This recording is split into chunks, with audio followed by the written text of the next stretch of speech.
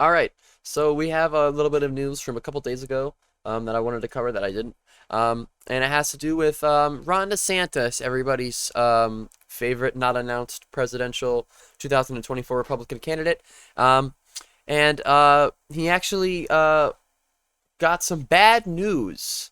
Um, so earlier last year, at the end of last year, I should say, DeSantis announced the Stop Woke Act.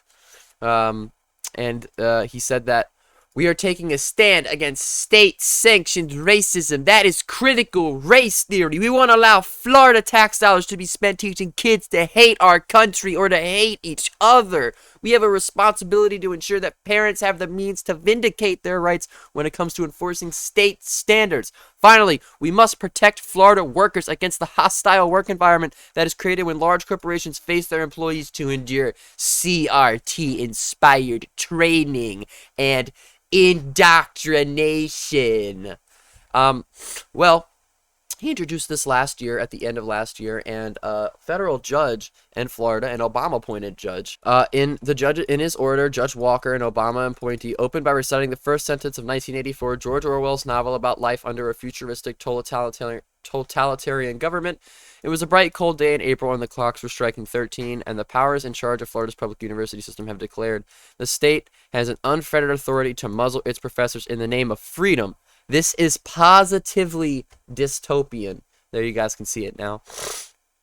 And back in August of this year, the same judge blocked another part of the bill that targeted workplace diversity practices.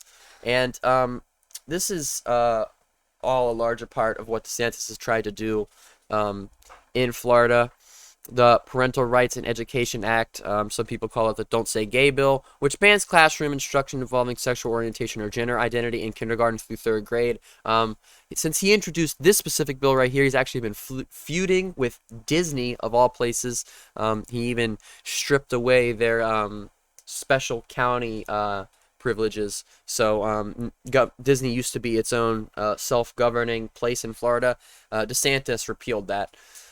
Literally because he got butthurt that they didn't support his Don't Say Gay bill. But bad news for Ronnie Boy here in terms of him trying to censor, number one, the accurate teaching of history, and number two, also just being able to openly talk about race and racism. He's trying to just make it so we can't do that, which is really scary, and I'm glad that this judge brought the fucking hammer down on DeSantis.